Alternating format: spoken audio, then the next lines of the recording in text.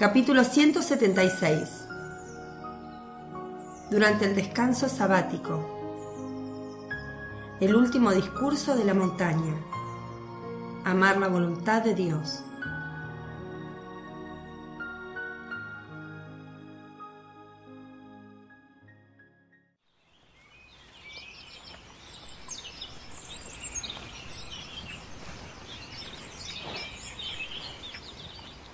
Jesús, durante la noche, subiendo por el monte, se ha alejado bastante. La aurora lo muestra erguido sobre el borde de un despeñadero. Pedro lo ve y se lo indica a sus compañeros. Se encaminan hacia arriba en dirección a él.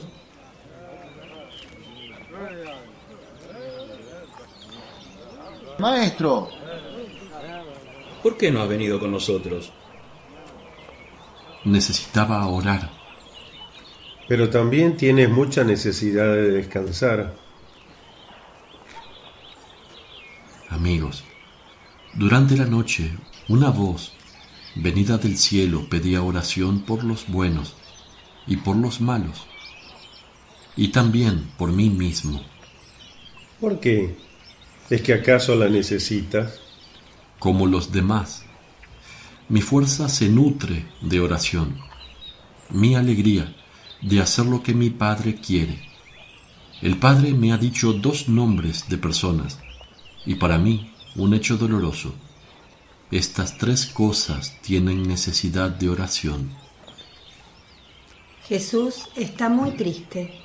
Mira a los suyos con una mirada que parece suplicar o querer preguntar algo. Se posa en este o en aquel, y finalmente en Judas Iscariote, y en él se detiene. El apóstol lo nota y pregunta: ¿Por qué me miras así? No te veía a ti. Mis ojos contemplaban otra cosa. ¿Y qué es? La naturaleza del discípulo. Todo el bien y el mal que un discípulo puede dar a su maestro y hacer por él. Pensaba en los discípulos de los profetas, y en los de Juan, y en los míos. Y rogaba por Juan, por los discípulos, y por mí. Es Santiago de Zebedeo el que lo invita a expresarse. Esta mañana estás triste y cansado, maestro. Manifiesta tu pesar a quien te ama. Entonces Judas Tadeo, el primo de Jesús, le dice: sí, dínoslo, que si se puede hacer algo para aliviártelo, lo haremos. Pedro habla con Bartolomé y Felipe, pero no se comprende lo que dicen. Jesús responde: Sean buenos, esfuércense por ser buenos y fieles. Ese será mi consuelo. No existe ningún otro, Pedro. ¿Comprendes? Abandona esa sospecha. Quiéranme, quiéranse. No se dejen seducir por quien me odia. Amen sobre todo la voluntad de Dios. Sí, pero si todo viene de ella, también de ella vendrán nuestros errores. ¿Tú crees? No es así. Pero vamos, que muchos se han despertado ya y están mirando hacia aquí. Vamos a bajar. Santifiquemos el día santo con la palabra de Dios.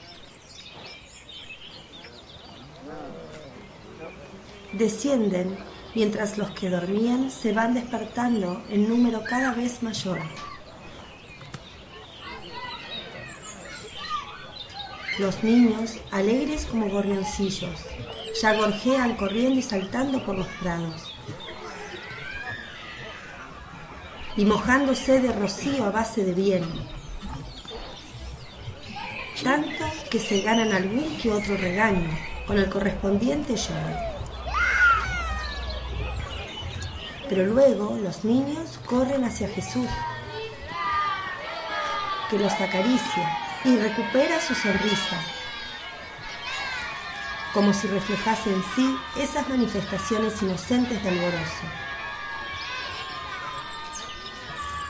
Una niña quiere colgarle del cinturón un ramito de flores que ha tomado de los prados. Porque así es más bonita la túnica. Y Jesús se lo consiente, a pesar de que los apóstoles refunfuñan. Es más, dice: Alégrense de que me quieran. El rocío se lleva el polvo de las flores. El amor de los niños aleja las tristezas de mi corazón. Llegan contemporáneamente donde Jesús, que viene del monte, los peregrinos y el escriba Juan, que viene de su casa, acompañado de muchos siervos cargados de canastos de pan y con aceitunas, quesos pequeños y un corderito. Quizás es un cabrito, ya asado para el maestro. Todo lo depositan a los pies de Jesús, el cual se ocupa de repartirlo, dando a cada uno un pan y una tajada de queso con un puñado de aceitunas.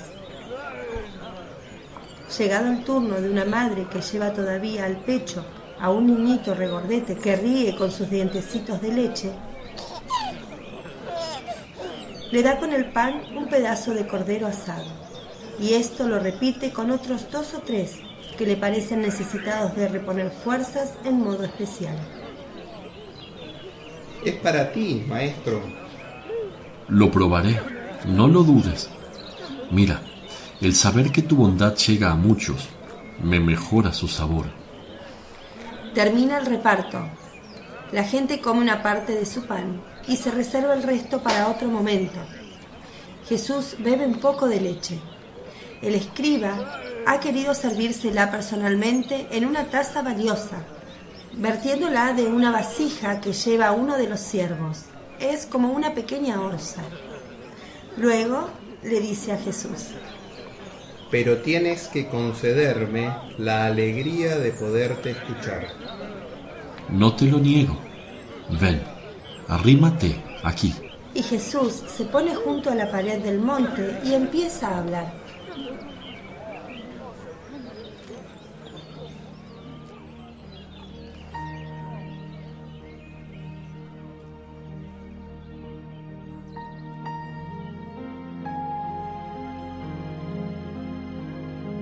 La voluntad de Dios nos ha retenido en este lugar porque alargar el camino ya recorrido hubiera sido lesivo contra los preceptos, con el correspondiente escándalo. Tal cosa no debe suceder jamás hasta que no se escriba el nuevo pacto. Justo es santificar las fiestas y alabar al Señor en los lugares de oración. Mas toda la creación puede ser lugar de oración si la criatura sabe convertirla en eso, con su elevación hacia el Padre. Lugar de oración fue el arca de Noé, a la deriva, sobre las olas, y el vientre de la ballena de Jonás. Lugar de oración fue la casa del faraón cuando José vivió en ella, y la tienda de Holofernes para la casta Judith. ¿Y no era acaso sagrado para el Señor el lugar corrompido en que, esclavo, vivía el profeta Daniel? Sagrado por la santidad de su siervo, que santificaba el lugar, hasta el punto de merecer las altas profecías del Cristo y el Anticristo, clave de estos momentos y de los últimos tiempos. Pues con mayor razón será santo este lugar que, con los colores, los perfumes, la pureza del aire, la riqueza de los cereales, las perlas del rocío, habla de Dios Padre y Creador y dice: creo. Quieran creer ustedes, pues de Dios damos testimonio. Sea por tanto la sinagoga de este sábado. Leamos en ella las páginas eternas escritas sobre las corolas y las espigas, teniendo como sagrada lámpara el sol.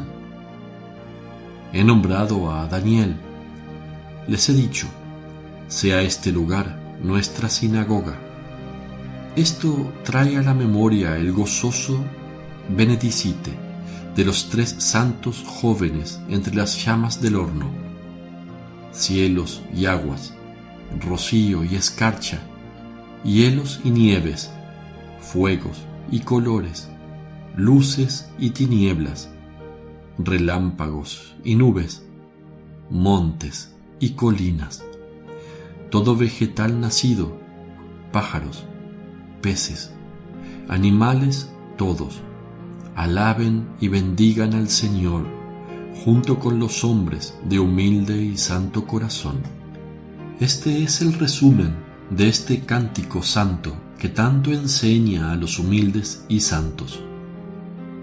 Podemos orar y merecer el cielo en cualquier lugar. Lo merecemos cuando hacemos la voluntad del Padre. Hoy, al amanecer, se me ha hecho la observación de que si todo viene de voluntad divina, también ésta quiere los errores de los hombres. Es un error además muy difundido.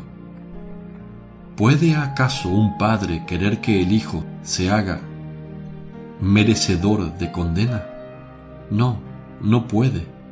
Y a pesar de ello, vemos en las familias que algunos hijos se hacen tales, incluso teniendo un padre justo que les enseña el bien que hay que hacer y el mal que hay que evitar. Ninguna persona recta acusará a ese padre de haber estimulado al hijo al mal. Dios es el Padre, los hombres son los hijos. Dios señala el bien y dice, mira, te pongo en esta circunstancia para tu bien. O también cuando el maligno y los hombres que le sirven procuran desgracias a los hombres, Dios dice, mira, en esta hora penosa actúa así, de forma que este mal sirva para eterno bien. Les aconseja, pero no los fuerza. Pues bien, entonces, si uno, aun conociendo lo que sería la voluntad de Dios, prefiere hacer todo lo contrario, ¿se puede decir que tal cosa contraria es voluntad de Dios? No, no se puede.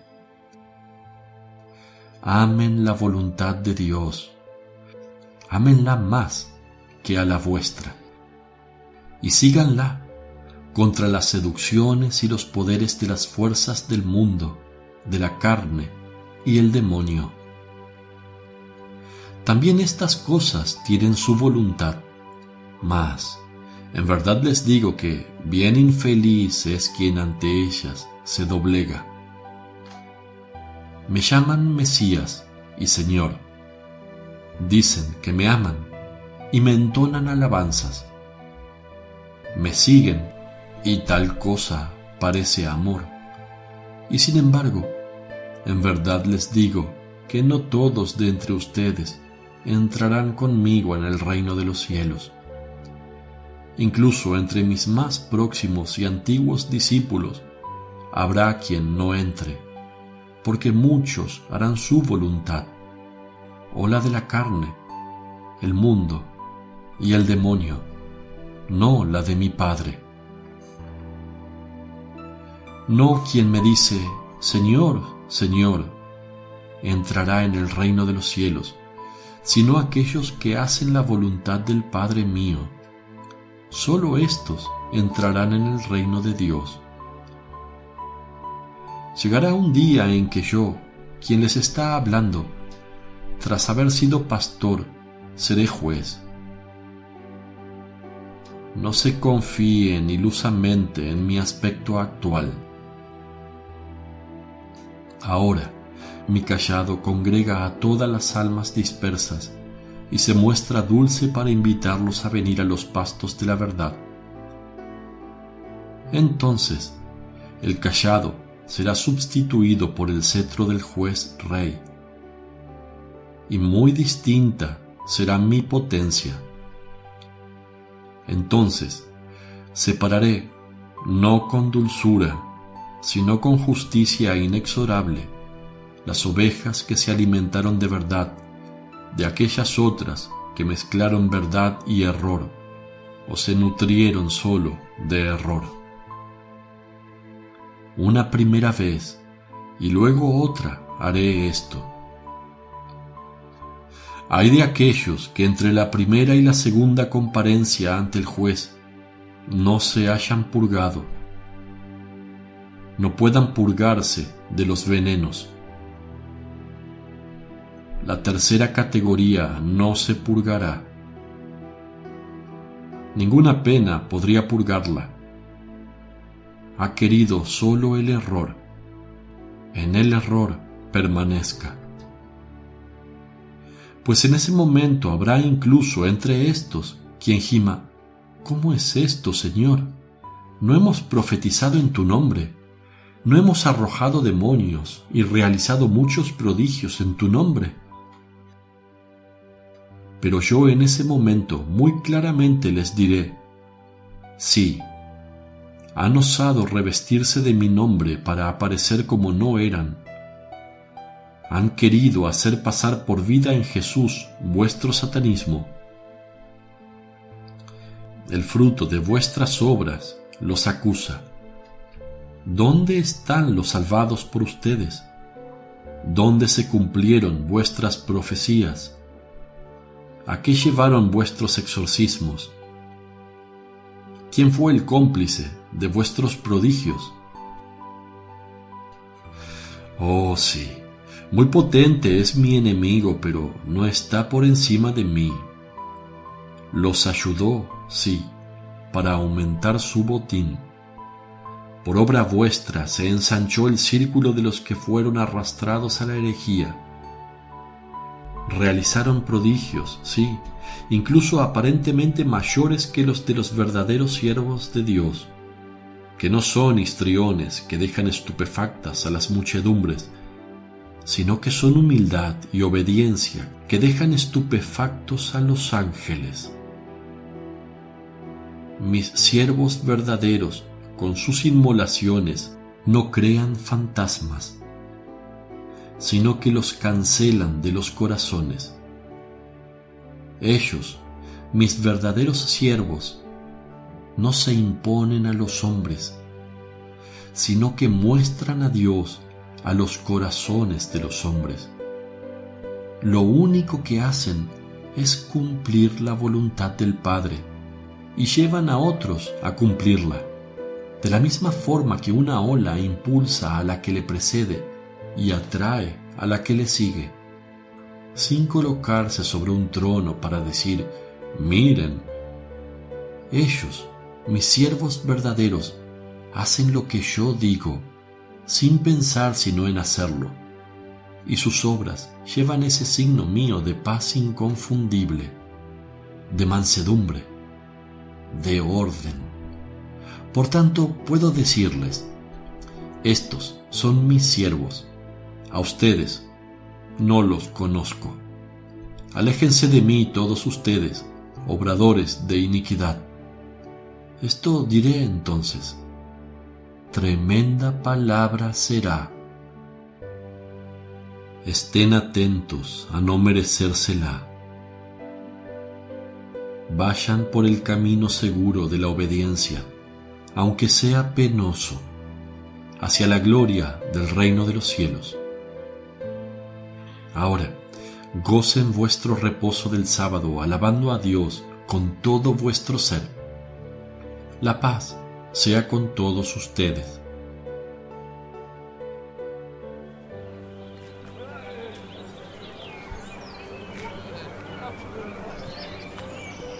Y Jesús bendice a la muchedumbre antes de que ésta se disperse en busca de sombra, hablando en grupos, comentando las palabras oídas. Con Jesús se quedan los apóstoles y el escriba Juan, que no habla pero medita profundamente. escudriñando todos los gestos de Jesús. Y así concluye el ciclo del monte.